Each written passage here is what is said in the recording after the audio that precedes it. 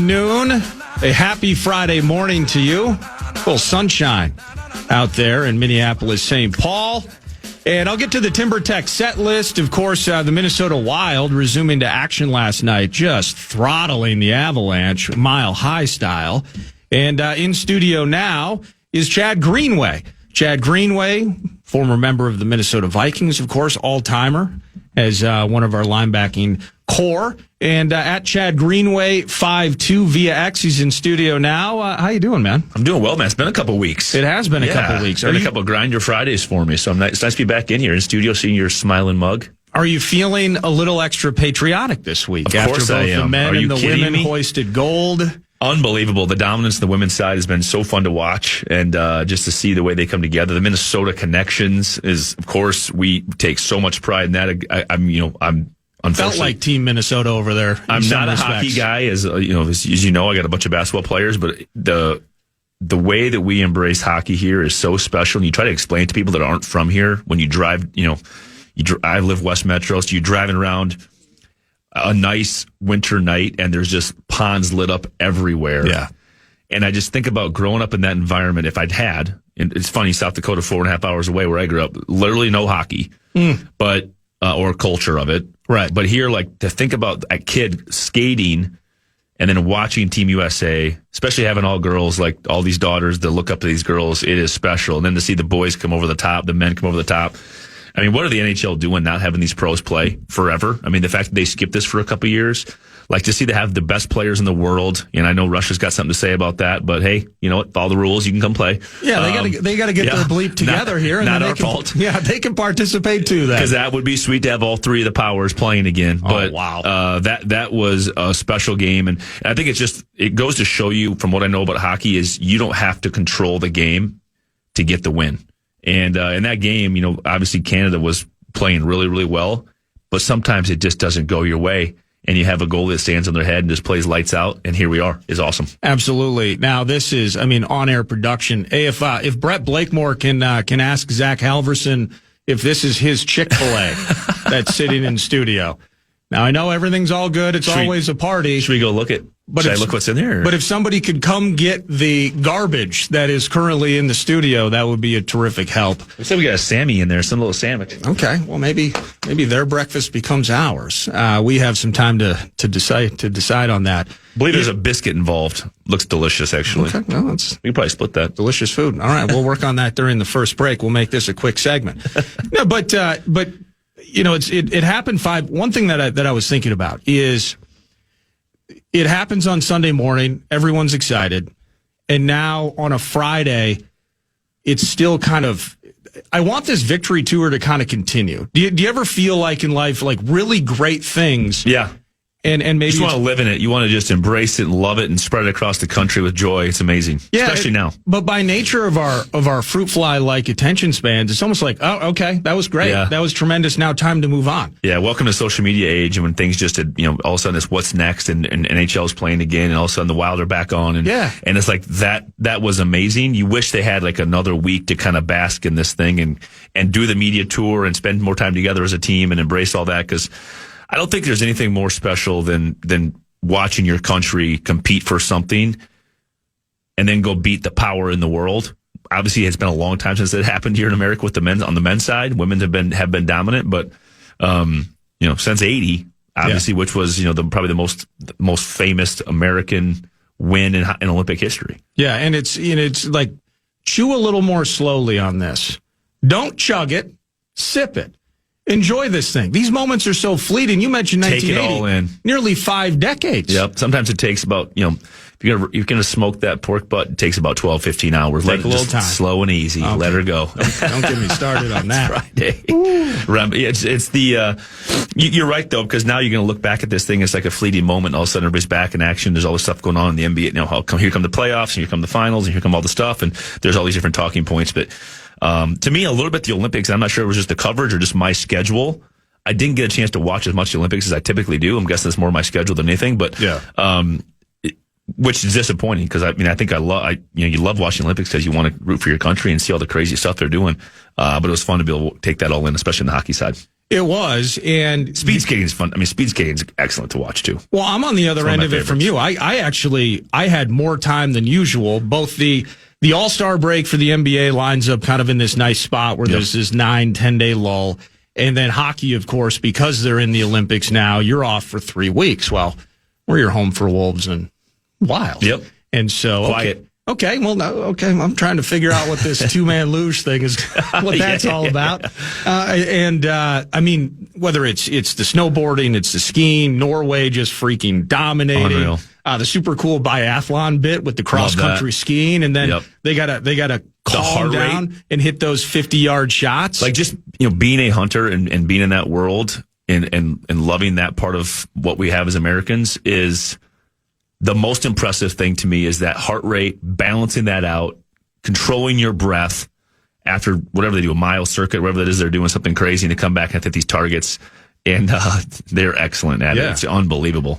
But while you were on basketball duties, I was up at Ballard's Resort, Lake of the Woods. Let's go.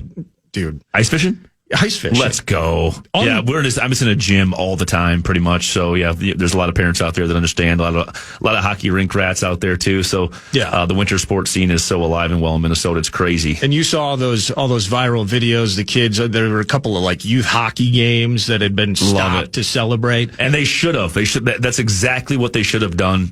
Whoever was in charge of those youth events that said, "Hey, this just happened," because they all wanted to be. They got that scheduled time. Like, God, we got to play at 9 a.m. on this day, on the day of the Olympic game, and they're all going to probably watch it back, but at least they got to find out that we won before they had to go watch it. But it was crazy though, because the idea of fishing up there, it's so clockwork up there. Ballard's kicks ass, and we're supposed to leave at 8. Yep. So you hop in this old Bombardier on tracks, and the whole they take you out near the border, which was the perfect spot to watch a USA Canada hockey game. Yes, and these guys are hardcore ice fishermen. Now I'm sitting up there. It's like I know how to bait a hook and all of that. And my buddy's showing me how to use the Vexlar. But other than that, I'm certainly a novice. And we're just smashing these giant perch up there. It was an unbelievable weekend at Ballard's. But I was surprised because all the hardcore fishermen, they spent their hard-earned money to go up there, spend the weekend. We got to leave at 8. They're like, no. Watching hockey. No, we're going to stay in the bar at Ballard's, and we're going to watch puck drop start to finish. And, just an unbelievable, and that's being able to soak that in, watching your country. And we are a great country. Yeah. And be able to celebrate that together and embrace that. It's funny that hockey's sort of done this with the Four Nations, and then, was that last year, I think? And then with the Olympics this year, how that's kind of been the sport that has done this the best. Where we talk about like country versus country and embracing that, because that Four Nations final was nuts. Yeah, it was, and just kind of leads into this rivalry that then jumps to the Olympics, which makes this game even bigger. So I think credit to the powers that be at hockey that have done that. Absolutely. Now watching the combine, you don't strike me as a person that sits down and just hits NFL Network on, its eyes in the whole thing. I'm not even sure if I have NFL Network, to be honest. That's how awful I am at watching TV. I'm the worst. I don't watch TV. Well, it's a good example. So I returned from up north on Monday, so I wasn't in, and then PA's in Indianapolis. Again, fleeting moments. It's like, I want this. I think Quinn Hughes is going to be on like SNL this weekend. Like, I want that to keep happening. Let's ride this 100%. But in the news cycle and events, and you jump from one thing to another.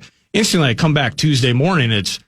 I wonder what Kevin O'Connell's going to say. I wonder what Rob Brzezinski's going to say. There wasn't a lot of time to really soak it in, which is why I kind of started just kind of hearkening back to the weekend to begin. But now that the combine's in motion, I just watched some video because I saw a post on it yesterday.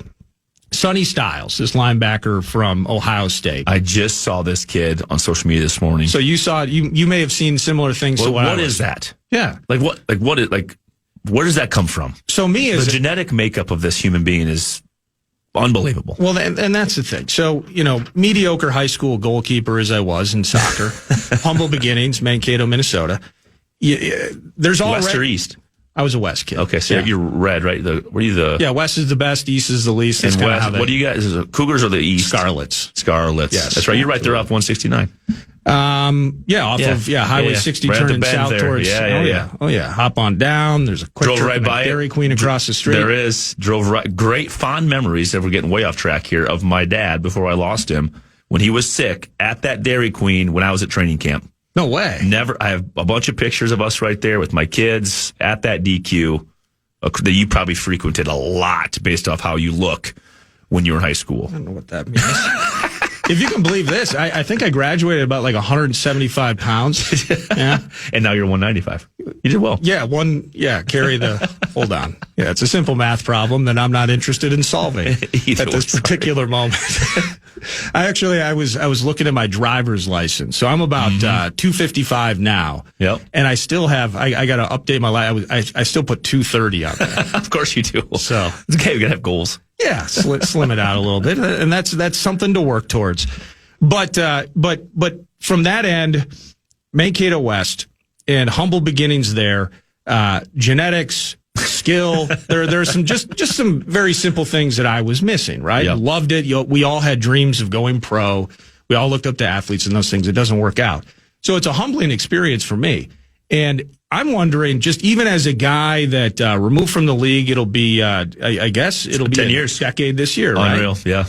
You're super high end. You were one of the best on the field at all levels. You have a terrific NFL career, and just a decade later, you're watching some cat with a 43-inch vertical. He's probably going to run like 4.35 or 4.4. Yep. Like, is that even as a pro athlete? Again, there should be pride and self-respect for what you accomplished. But even in such a short period of time, it's like, what? Yeah, what happened? How did that happen? Yeah, I mean, you look at these, I just think it's, you talk about just specialization in sports, but also we know so much more about the human body, how to train it, how to work it, how to get faster, how to kind of, everybody's born with this bandwidth you have of a nervous system, and how do we get to the top of that nervous system to be as explosive and fast? But at the end of the day, it's genetics. Yeah. In a lot of cases. And this guy is a complete freak.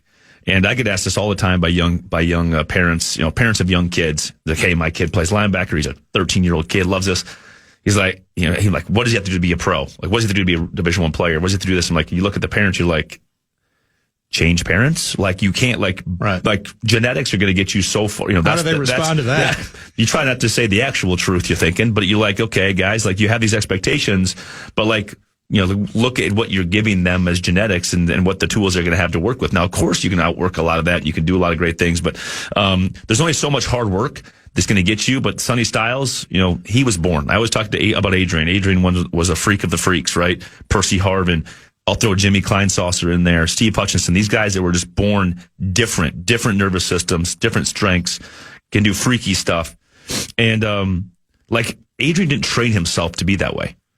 Adrian was born. His genetic makeup is just different. So, like, you can't out-train that. You could be like, hey, Adrian, has done a pull-up in 2 months. And be like, hey, can you do 30 pull-ups? He'd do like 37.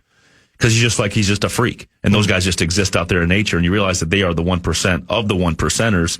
And, like, unfortunately, a lot of times, even in the league, is those guys don't make it because they've relied on that so much that when other people are really good, they don't know how to buckle down and work through something that's tough for them because their whole life they've had stuff handed to them. So for me, the benefit was I was like a nobody recruit, 9-man football, like quarterback, and had to earn everything all the way up. So like when times are hard, it's like, oh, this is easy. I've done this before. Like nobody expected much of me. So that was kind of the benefit. In some cases, it's hard for those guys when things do get tough. So when you were going through the combine in 2006, awful experience. It was. It's just awful. I mean, the whole thing is awful. I mean, you basically, like, you have this whole college career. You played Iowa City for 4 years, have a nice career, do some great things, have team success. And then you go to the Senior Bowl and you play, right? You show and prove that you can play in front of the best seniors that are out there, have all this tape. And you go to the combine, it can be taken away from you, like with a bad 40 or with a bad lift or with a bad whatever. And to me, again, there's a lot of careers that are made. And a lot of guys that get careers that shouldn't have them because they can test. And there's a lot of really good football players that drop because they go there and can't test as well. And all of a sudden it turns out they go to the NFL and they can play. And so I think it's just a weird thing. And you have to have something. You have to have some level of differentiation, right? Where it's like, we're going to all have everybody do the exact same test and see where everybody's at. Now, how do you read between the lines and what the tape shows you, what the physical abilities show you? Yeah, well, in 2006, was there this idea that I'm going to skip the combine? Because that's becoming more prevalent and popular than ever. Is I don't want to put something on tape there. I want to do it maybe comfy confines of an individual pro day days, or even individual workout. Yeah, because when you're pro days, you're training where where you've worked out your whole college career. So ours was back in Iowa City. You're lifting on the same benches you've trained on. You're running the same turf. You're doing all the same. You're getting sleep. You're not up super late doing these interviews with NFL teams, waking up at 6:30 a.m. It's just the schedule kind of throws you off. And then you run and do the field work on the last day. Yeah. And throughout that 4 days, I think it's 4 days, you're testing. You're doing the bench press test. You're taking the intellectual test. You're doing the interviews. You're going through all the scans of the body. You're doing all the, to see what your body's like, just from a health standpoint. So it's not a advantage if you're a really good college player, has a bunch of really good tape, and you're going to be a high pick. There really is an advantage of going. Now, if you're going to be a top 15 pick, like, are you really going to elevate yourself that much more by going to the combine? There's probably more harm that can be done than good. Did you have a coach when going through the interview process? Did you have somebody that talked to you, like, here's what they're going to ask you, here's how you should respond? Did you have that kind of guy? Never went through any of that training at all. I mean, we physically trained in Iowa City with our strength coach, Chris Doyle, who was one of the best to ever do it. And he had prepared guys for the combine for years and had a bunch of success. So I'm like, why would I leave? I want to train right here. My wife was making all the money, financial analyst straight out of college. So I was just living high on the hog at that point. It was awesome. And thank you, Jenny. And just train that way. But then, like, the interview stuff is interesting because every team handled it a little bit differently. Like, I walked into a room and the defensive coordinator gives me, like, I walk in, before I sit down, he gives me like 10 things to he just like says 10 words. And like, he's like, I want you to remember these. So you name them, right? Their formations, their personnel groupings, their motions. And then you do a 20-minute interview. And he's like, what were the 10 words? Just stuff like that. It's like retention. How smart are you? Yeah. Can you react? Can you respond to adversity? Then How many did you remember? Yeah. I do pretty well with the memorization stuff. That part's pretty easy for me. But there's other things that have a hard time learning, like anybody. But the hardest one I probably did was, I think it was the Jets.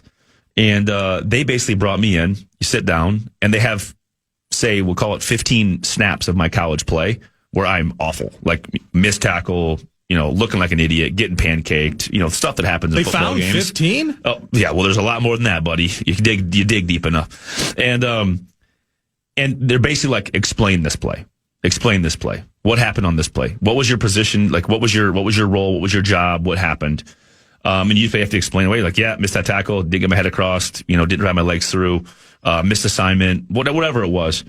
But it's just about you understand, looking back, it's like, every football game you play is going to be very imperfect. I don't care, the best of the best right now, you're going to watch 75 plays, which you do after every game. You can think you played the perfect game, you watch it back, and you're going to have 8 minuses, 10 minuses. Yeah. And that's just the way football is. It's a reaction sport. You can take a wrong step, take a misstep, miss hands, whatever. And they just want to see how you react to being criticized. And like, you get defensive, you get abrasive, or you just like own that stuff, right? And like, I grew up on a farm where my parents swore at me all the time for not doing things right and held me accountable. So like, I grew up in a world where like that was normal. And we, at Iowa, we watched film, we watched tape, and we got criticized all the time for not doing things right and with high expectations. So you come from a program where like, you're not being told how great you are all the time. That makes life a lot easier when you walk into the league, when it's going to be, I don't care how good you are, you got to hold that standard. Absolutely. That's Chad Greenway in studio to kick off a Friday feast. And Nordo in for PA, and that sets off the TimberTech set list, brought to you by TimberTech, TimberTech.com. At 10:05, we're going to catch up, I believe, with HOF. Chris Carter is going to call in. He's got a charity event that he's a part of, and we're going to chat some Vikings football with Chris Carter.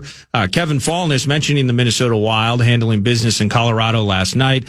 No rest. They're back at it tonight against Utah, but Kevin Fallness, Wild Radio Network, around 10:20. He's going to jump in, and we're going to go long form on the hockey team. And then at 11 a.m., back to football, back to the combine. Paul Charchian, speaking of Utah, from his nuclear bunker or a rest stop in Utah, he's going to join me, and we're going to chat about the Minnesota Vikings, the combine, the NFL draft throughout the final hour. Brett Blakemore produces. Again, I'm Nordo. Thanks for hanging out with us on a Friday morning. More to come with Chad right here on The Fan. Fan. Do you want to be at the next big game or concert? Well, we're giving away tickets to the Wild, Santana, the Doobie Brothers, Chris Stapleton, and plenty more. Enter today, KFAN.com, keyword contest. KFAN.com, keyword contest.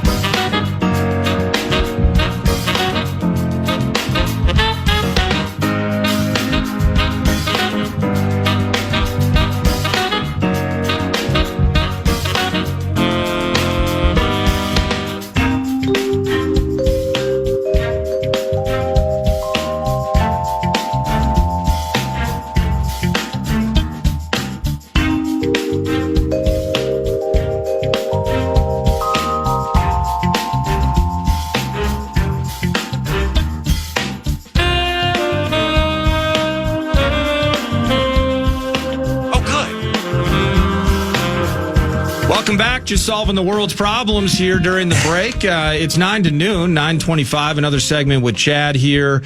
By the way, I have some homework for you. I don't know if you're homework. You're busy enough. I haven't done homework in, I don't know, ever. Well, it's just so. You should see my grades. The combine for me, coming out of it, PA and Pete Bursich did a couple awesome shows in Indy earlier this week, but it's still kind of, I come out of it maybe with a couple names right away that kind of pique my interest. Yep. But I'm still more of a trying to dial in position wise what that target might look like at pick 18. And should it be position specific? Excuse me. I apparently can't talk. But I looked at some Hawkeyes. So your Hawkeyes have 9 players. So homework as in at the combine. And our quarterback got left out. So you have this team needs a center. I don't know if you know about that, Chad Greenway. We produce centers. At Chad Greenway 52 via X. Logan Jones is in that top 3-4 center-ish area. Yep. Then you have Bo Stevens. Yep. You wouldn't believe Bo Stevens. He's your guard. He's top 10-ish in terms of his rankings into it. Don't need Drew Stevens, the kicker. Interested to know more about Max Llewellyn. Yep. A D-liner. Stud. Xavier Wonkpa, a safety. Yep, safety. So maybe, if anything, there's some homework in the essence, in the spirit of helping your favorite NFL team. If we can get some elite intel on the Hawkeyes, freaking 9 of them at the combine. More Hawkeyes, the better. Let's be honest. You Gopher fans rolling your eyes out there. More Gophers too, huh? I mean, PJ's producing some pros as well, some big time pros. I like Llewellyn a lot, the defensive lineman. Very versatile. He's going to play. He's not going to wow you with athleticism, but he's going to absolutely be in the right spot all the right time. He's going to be super physical at the point and play multiple positions. Offensive line. Was he an edge or was he more? He would rotate. He played edge. Yeah, but he can play inside too. I mean, our edge guys are built like interior guys. I mean, we're not going to wow you with our speed rush off the edge. But you're going to be versatile. You're going to play your role and do your job and do it at a high level. So maybe with Flores, he'd be an interior guy. Probably most likely an interior guy. Offensive line. I mean, the guys we've been producing. Have been doing very well. The game, the style of play, and the type of kid that are coming out of there. I mean, it matters, right? I mean, where you're getting kids from, how they're being taught, what they're learning, and what that gap is. Because when you get to become a pro, all of a sudden, like, how much gap is there to catch this kid up so we can use him right now? How much does that fit the style of play of our offense? Why the fit matters so much? And I think when you, just like our tight ends, when you come out and you can actually block and actually be an extension of the offensive line, and by the way, are fast enough and athletic enough to get open and catch footballs, that's just what you're going to get from a Hawkeye, is the guy that's just going to probably do his job. It's not going to be flashy or sexy, but you're going to get it done. And I like all the offensive linemen. Jennings Dunker, the redhead with the flop in the back. I mean, he played right tackle for us. Now, just from a look standpoint, we got to get that guy. Really? I mean, just unbelievable. Just the redheaded flop that he's got going on. It's just beautiful up top. I'm all in on that. But it would fit into hockey space up here real good. Do you remember Dan Feeney? Oh, yeah. Did you see him during his short tenure here? Yep. Indiana kid. Yeah. And he had the look. Yep. Elite broom. Yep. On that upper lip. Just and the genetics. hair, Genetics once again matter. Genetics. Yep. More things that I sadly have fallen short in. But the flop and the look didn't pan out. It doesn't always work. It doesn't always work. But that's what we're talking about the Hawkeyes here. They're going to come up. They're going to be solid, at a minimum solid. And I think Xavier Wonkpa was an interesting, because he was, I want to say he was the biggest recruit ever to go to Iowa. He's from Des Moines. He grew up in Des Moines area. They kept him home, and he ended up having an incredible career there. Probably didn't actually live up to the recruiting level he is, but he's got a pro-style game. And I think that matters playing safety. Is sometimes when you go to Iowa and the style of play we play defensively doesn't always marry up to what you're going to do in the pro game. And I think the pro game actually fits him better. And I love the versatility he can bring, whether playing in the slot, playing in the box, and being physical. He knows how to tackle. He can play defense. And he can also play in the back end. I love him for our back end with Flores, to be honest with you. So really? I think that's a really good fit. Not sure where he's ranked or where he's supposed to go, because I don't pay attention to the draft as much. Yeah. But the ranks it'd be great to get him. The ranks, it's mostly okay. So we kind of know who the best in class is at any of these spots right now. But a lot of it's subject to change. Yep. And at 18, by the way, you brought that up. At 18, I think, I was 17. I think when you get in that middle of the first round, you kind of have people targeted that you say, hey, we would take these guys in the top 10, top 15. Like if somebody falls to 18, we have 2 or 3 names that we're absolutely going to go stretch and get. But other than that, you're probably going for best player available. To me, I think it's the best player available in position of need, and you go get that guy at 18, unless there's some movement, the guy you fall in love with. Well, let me look at this for a second. Okay. So you mentioned best player available. So 2006 NFL draft, the Vikings select Chad Greenway, linebacker, Iowa. Bobby Carpenter goes a spot after you. Yeah, missed that one. Thank God, guys. Okay, so now we're still best player available. Antonio Cromartie goes 19. Yeah. Good at having kids. I think we're still best player available. Great cover guy. Very good. Dude was massive. I mean, he's like 6'2", long arms, crazy. Was that good player? Was that an age? Because now, to be honest, the 6'2", 200-pound corner is not the anomaly maybe that it once was. Yeah, he was. I mean, but dudes were closer to Antoine Winfield, more so than they were to Cromartie. Was sort of, I mean, he not the original, but one of the original guys that had so much length, and I mean, you couldn't get off the line of scrimmage with him. Great player. What about Tamba Ali? He goes stud. 20 to the Chiefs. Yeah. He's a stud. Yep, stud. Lawrence Maroney. Stud. Go Gophers. Yep. Stud. Manny Lawson. Yeah, had nice little run. Yep. Yeah. Davin Joseph. Yeah. Bucks guard. Good player. Jonathan Joseph, I think, had a nice career. Yep. Went to the Bengals. Yep. Let me see here. Mercedes Lewis, I think he's still playing. He's literally still playing. I think he's still playing. Yeah, I never had like a super high-end career, but man, has he been good a long time. Solid. Yeah, Joseph Adai to the Colts. Yeah, good player. It kind of looks like... Well, keep looking. There's more guys in there. Well, I mean, but how far do we need to go down here? Like it was solid. Like Andrew Whitworth made a nice career for himself, but he's a second rounder. Devin Hester, though. Yeah, Devin Hester, stud. He's in the Hall of Fame. He's in the Hall of Fame. You haven't heard about him. Yeah. D'Amico Ryans is top of that second round. He's now the coach of the Texans. That's how old I am. Oh, he is, yeah. DeQuell Jackson had moments at linebacker. Yep. Let me see. I'm still saying, I think overall, do you think Vikes went best overall at 17? They definitely, did they plug a spot? I think they went need, and I think they went, the one they again, I'll go back to my time pre-draft is I went to the Senior Bowl and I had a good week down there, went to the Pro Bowl, or went to the Combine, had an okay Combine, didn't blow it out of the water. Were you worried about that 4.7 640? Yeah, because I was a speed guy. So I went down there and absolutely laid an egg, and I come back to my pro day and run. I never ran lower than 4.6 in college, and I go to my pro day and run 4.59. There we go. With the Vikings and everybody there, with everybody with the stopwatch. It's Look like at me now. just What's run, up? and you're like, okay, that's so that I kind of redirected that, which was nice because that was the game, part of my game that was most important. Then so Mike Tomlin's there, does the pro day, but then I come in pre-draft, and Mike T was just basically showing all Senior Bowl tape. Like in our little meeting before pre-draft, and then coming up on draft, I mean, I just knew it was a good position fit, to come in and play in that Tampa 2, sit back in zone. That's something I had done at Iowa, so I figured the Vikings would have a chance. It's a pretty good draft here. Maurice Jones-Drew went your year as well. Yep. Let's keep stretching back. Any value? Jari Evans wasn't bad on the O-line for the Saints. He was a fourth-rounder. Gostkowski, though. Yep. Ooh, Brandon Marshall, Broncos fourth-rounder. Elvis Dumerville. Man, good players. Broncos kind of cleaned up mid-rounds that year. Yeah, see that's the fun part about the draft.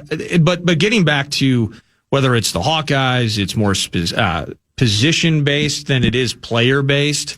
So much has to happen over the last couple of weeks. I again, busy weeks as they are. I don't know how much you keyed into both Kevin O'Connell and Rob Brzezinski taking time to sit down with PA and Pete. In Indianapolis and just trying to sift through those tea leaves and just whether it's the amount of commitment that they have to J.J. McCarthy, that's going to be a talker until some dominoes fall.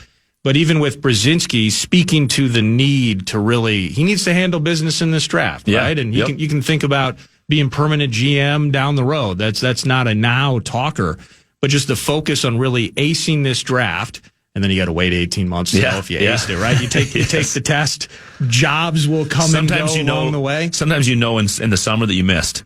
you know right away if you missed, almost immediately. Well, I hope we don't know that. September I hope so too. Game 1. But among all of those talkers, what we do in the draft, some things have to happen before, and that includes T.J. Hawkinson. Big decision on Hawk, and that cap number is massive. Sadly, the injury takes place. That steals the better part of a calendar year from us in terms of getting that productivity. Didn't get a touchdown 2 years ago until in that playoff loss at the Rams, trying to do his thing this year. Just what do you think the future holds from TJ, a Hawkeye? Yep. But finding his way here, the money we paid him versus maybe the production we're getting or not getting. What do you think about TJ and what he means to this offense and what it means if he goes elsewhere? Yeah, he's definitely going to be one of the biggest talkers of this offseason just based off all the things you listed. And I think his usage rate to me was just, it happens for a reason. Either the game plan and scheme isn't being produced for him to get the ball or be the option that we need him to be. Yeah. And or he's not able to get open to man-to-man situations to go get a win in those critical moments. And again, I'm not breaking down the all-22 to see what's going on. But totally get it. Reality is like the number matters a lot, probably more so than the production. Even if he had a killer couple of years, is you still got to look at the number and say, how do we free up some cash here? I think the interesting part about this draft, coming off of Kwesi's tenure here, was a heavy, very well talked about, discussed, analytics-based kind of approach, looking at the numbers and kind of letting that drive your draft and seeing it. Now with Rob being in there, first of all, great human being, been around our organization forever, done it the right way. Now your personnel staff that's always been there, that's been strong and solid, got great leadership in that personnel group, is really going to matter. And I think those guys and their input working with Rob is going to be really important to see how we, you're breaking down and watching these guys regionally as a scout. For 2, 3, 4 years, all of a sudden they come to draft time and they say, listen, I've listened to this guy, or I've watched this guy, I've been at campus, I've been at practice, I know how he works, I know how he operates. It's less analytics and numbers based. It's more based off what I've seen with my own eyes over the course of these last couple of years. And I'm going to push this guy to the top of the board. And you got to take all those things into account. I just think it's going to be interesting to see this draft and how it takes shape and how Rob leans into those guys and gals in the scouting department to really help us make that best scenario pick. And also, because he is the guy with the bag of money, and he has been historically knowing how these numbers work, knowing how he can make this thing work and put it all together. I'm so excited for him to have the reins of this thing. And Vikings fans who maybe just don't know what it's going to look like, you should be fired up. This guy gets it. He's been there. He is one of us. And so I'm fired up for him. Yeah, I'm fired up for him too. You mentioned something that I've been really intrigued by, though, is analytics in the sport. Yeah. So Kwesi moving on, but other than that, all the same people, really, all the same parts, and we can argue who gets a bigger piece of the pie chart in terms of decision making later. The Kwesi goes, Rob's in. The change from an analytical perspective, I just wonder, there are probably great examples of how it's truly flourished, but in the terms of, okay, just stick, we can go back. I hate bringing this up, but it's been brought up innumerable times. You can stick and take Kyle Hamilton, or you can move back, try to, find your way to an extra pick and take Lewis Cine. Yep. Now, Lewis Cine, by the way, was a benchmark safety for a title-winning Georgia Bulldogs team. Yep. And so, but in the end, specifically with Rob needing W's in the draft in this team, analytics versus what my eyes tell me. What the person themselves tell me through connections and personal interactions and such. I just need a guy that can freaking ball. Yeah. So we can play the numbers games and trying to squeeze as much blood out of that stone as we can maybe another time. But I just need to know that guy can ball. Yep. Screw it, stick and pick, not play games, just find that guy. Maybe that's one of the differences we could see moving forward, at least in the short term. I think one of the things the scouting department takes into account and the personnel people take into account is where is that kid coming from? What program and how do they become pros? Yeah. Because not every program is producing the type of pros. Now you have one-offs and spin-offs, yes, certainly, but how the Georgia Bulldogs defensive backs doing in the NFL historically coming out of that system and then coming into the NFL, which is a different game. And I think a good example, you try to find good examples over the course of time of a guy who comes in, maybe you miss on him, you hit on him, vice versa. But those scouting departments are at practices watching how these guys are being developed, and they know the numbers. And I think so from an analytics standpoint, I think it's always going to play a role, but it's got to be a blended decision where it's going to say what my eyes see. I've been on campus. I've seen him at practice, seen how he interacts. I've seen how he reacts to mistakes. I've seen how he responds to criticism and coaching, to, okay, the numbers also tell us a different story. How do we blend that together and find that right pick? Yeah. So I'm pretty sure AI could probably do all this real quick, but the reality is we're going to lean on their scouting department heavily, I think, this year, and it's going to be fun to see how it plays out. It's interesting you mentioned that because the front of Georgia has really flourished for the most part at the first two levels. Yep. We're talking about the Jalen Carters. What's that back end like, though? Let's stop spitting on people, please. But Jalen Carter is a high-end talent in the NFL. Yeah. The linebackers, the N'Kobe Deans of the world, etc. But, they're long removed from Champ Bailey. Yeah, that's my point, and I brought that up purposefully, is because you look at how programs are developed, especially long-tenured head coaches who have been in places for a long time. So you know the product, you know who they're recruiting, you know how they're developing, you know the scheme they play. Now, how does that game translate? And it was funny. So when I came out, I was meeting with the Saints, that team that is from New Orleans that nobody likes, and I met with them pre-draft actually at the Combine, and I think it was their linebacker coach at the time, who was part of the pay to hurt Brett deal. So I'm glad I missed that one. But his question to me, and he used some expletives when he asked me this. He was real direct and kind of confrontational when he asked me. He's like, "Why the bleep would we take a linebacker from Iowa? There's not been one good linebacker since 1988, blah, blah, whatever." He stabbed the stats, right? And historically, Iowa linebackers in the 90s, had not produced any, I don't want to miss anybody, offend anybody, but anybody in the 90s that had gone to the league and really done anything. Okay. And early 2000s, same. So Abdul Hodge and myself come out in 06. And the question was why the H would we take you guys? This doesn't make any sense. You haven't produced any players like this. So then we kind of get drafted first and third round. And then all of a sudden you start to see this cycle of linebackers that come behind us. Now we've had 30 guys, I'm making the number up, 20 to 30 guys in the last 10, 15, 20 years get drafted, have long careers, have great careers, win Super Bowls. And I think it matters on how these guys are getting developed in college. No different than a quarterback or anything else. Is you're going to play a certain system in college that you maybe can't use in the league. Right. So it matters what system you play and who you play for. That's a good point. I'd just blindly draft a tight end from Iowa. Yeah, I think it's smart. At least just give him a shot. I don't even know if there's a tight end.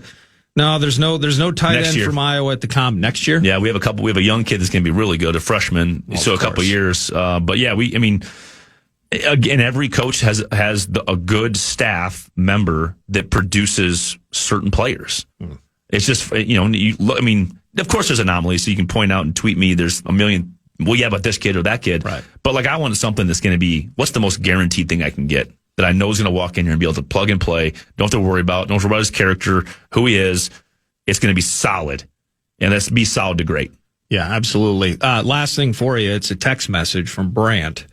Just to go backwards a bit, you mentioned sometimes that summer you can know if maybe you missed. Were you talking about Christian Ponder? There's a couple examples that I have in my career where there's two ends of the spectrum. Is when you're in OTAs in the summer before you go to training camp, there's the guys that just murder it in the underwear, right? You're in shorts and t-shirts. We call them uppers, these little softies, pads, and your helmet. And you're out there running around being an athlete.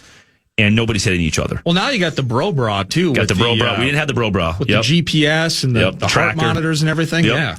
Yeah, and you got guys that just show out in those and on the off season. And then you go to training camp. You're like, where did that guy go? Right. You realize the pads came on, and all of a sudden, football gets real, and some guys can't. Their game does not translate all the time. And you have guys that show up, and especially in skill positions, almost always. When you look at them in the summer, you're like, nah. Arm strength is definitely a factor. Accuracy and arm strength, that can only improve so much over time when you're a pro. Your arm strength is sort of probably your arm strength, and your ability to kind of read and put that ball in the spot has got to be all the time.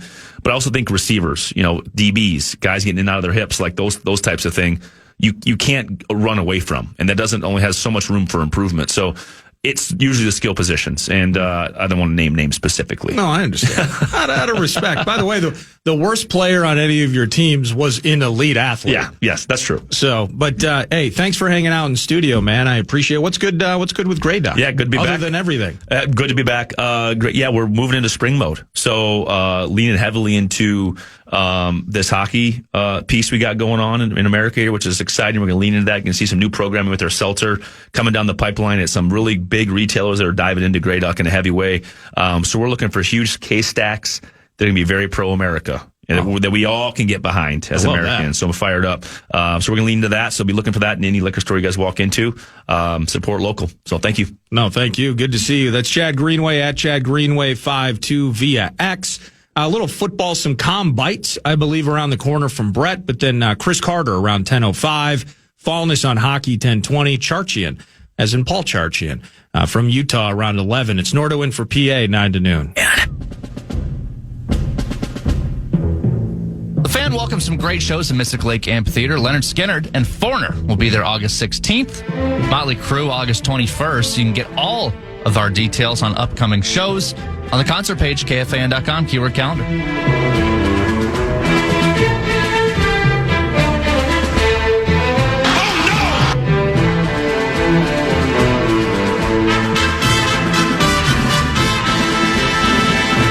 I just had to remove some food garbage that was just left in the studio, Brett. So yeah. I do want to get to some bites here. Combine underway, workouts and everything, 9 to noon. Great podcastable interviews with the free iHeartRadio app. Some cool Covenant catch-ups, but also you had both head coach Kevin O'Connell and acting general manager Rob Brzezinski sit down with PA and Pete Bursich. Great conversations there, and you can check it all with the free iHeartRadio app.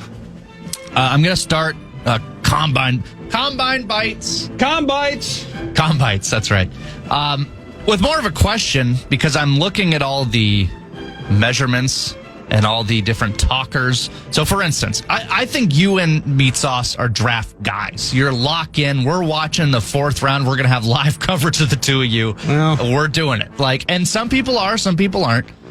But this, I'm reading a Twitter thread, an X thread from @the_Draft Network. And it literally is just measurements of the safeties measuring in. And it's a whole thread. Jalen Husky, not a great name. Safety, Maryland, 6'1", 196. His arm length, his hand size. There's 25 of these as they just come in. And then I'm looking at a Bleacher Report article. Cassius Howell. He is an edge rusher from Texas A&M. Yeah. Howell's lack of arm strength, impossible to ignore. Yeah. Measuring at 30 1/4 inches in Indianapolis. How can we ignore his lack of arm length? Yeah, I need, first of all, I'm going to need a month before I become a draft guy, but I'll get there. Secondly, I do love the drilling into the numbers. As we had Greenway in studio, and he mentioned it. You require these drills for the sake of having, okay, so this is a specific standard bar of measurement, and everyone has to go through that exact same process, and then you decide what matters, what doesn't. Arm length probably does matter in terms of when you're talking about edge rushing. I mean, you look at a guy like Danielle Hunter. There are probably many linemen that if they just stand across from each other and Danielle Hunter puts his hands on that person's shoulder with his arms out straight, that lineman can't get a hand on Danielle Hunter. So there are aspects where it does matter. But they make these guys sound like T-Rexes out there. Yeah. It's unbelievable, just like with these little baby hands. Now, does hand size matter in terms of quarterbacks as it relates to fumbles? I know a lot of people, when Kenny Pickett was being drafted most recently, a lot of people questioning, okay, what is his hand size, like 8 and change, right? 8 inches and whatever, a half or a quarter. Well, how's he going to be able to grip the football? And then you had Dante Culpepper, drafted by the Vikings in 1999. I had the opportunity to meet Dante. I've since met him again at an event at the golf course at Meadows. And first of all, elite, awesome person, but kind of the joke always was that he must have really small hands because of all the fumbles that we saw from Dante. And so he got his roll on a bunch. He fumbled a bunch. Fun times with Dante here in Minnesota. But yes, they tend to maybe examine some of those specific numbers and measurables that play into it. Now, speed is another thing. We had Chad Greenway here. He mentioned, he runs a 4.76 at the combine, runs a 4.6 at his pro day, and that changed things maybe in terms of how teams. So maybe significant changes or significant jumps matter, but yeah, arm length. I'll tell you, I might be excited for the draft and excited to do shows with Saucy about it. I'm not really digging into that. I just want to meet the guy who has the notifications on for every time the Draft Network tweets and just locked in on what Lorenzo Styles Jr. out of Ohio State, what his hand size is. I want to meet that guy. Combites, one more. You mentioned it to Greenway. I'll turn it around to you and maybe an early edition of Purple Pray, Purple Pray. And maybe a position group that you like for Purple Pray, Purple Pray. That's copyrighted by the program. We can't play that 9 to noon. Is there a position group? I know best player available. That's what we do. That's what we want to do at 18. But if you had to nail down a position group for your Purple Prey. Purple Prey, Purple Prey. Where would you go? Yeah, right now I am looking at safeties, and I am looking at interior defensive linemen. So those are the two that I'm looking at. But as we'll talk more with Charch at 11 o'clock, this is the same conversation we've had for a week, is that dominoes need to fall before you start really understanding where the holes are that need to be filled. If TJ, and yes, best player available and all of that, but if TJ Hawkinson stays, well, that makes Kenyon Sadiq, the Oregon tight end, less of a factor at 18. To the point where even any of you out there listening, Vikings-loving rubes that you are, if TJ restructures his deal and you still have TJ, you still have Josh Oliver, we're trying to figure out baby carrot guy, Urasek. If we're still 3 or 4 tight ends deep and they get rid of Javon Hargrave and there's this awesome D tackle that you love there, and they take Kenyon Sadiq, you're going to be angry about that. So you can say best player available, but then in the end, the depth in what this roster looks like on draft day does play a factor into what they do. But right now, safety and D tackle for me, because as the roster is now, I mentioned Javon Hargrave. I would be very much surprised if they don't find a way to move him. And is that an outright release? We heard some steam over the week that there might be some trade conversations, but my goodness, the money, the age, the production, I don't know how you're going to, that would be a trade where you trade them, you get nothing left, nothing back, and you might have to keep some of that salary. That might be the only way a trade works out, or they'll throw you a 2028 7th round pick or something like that.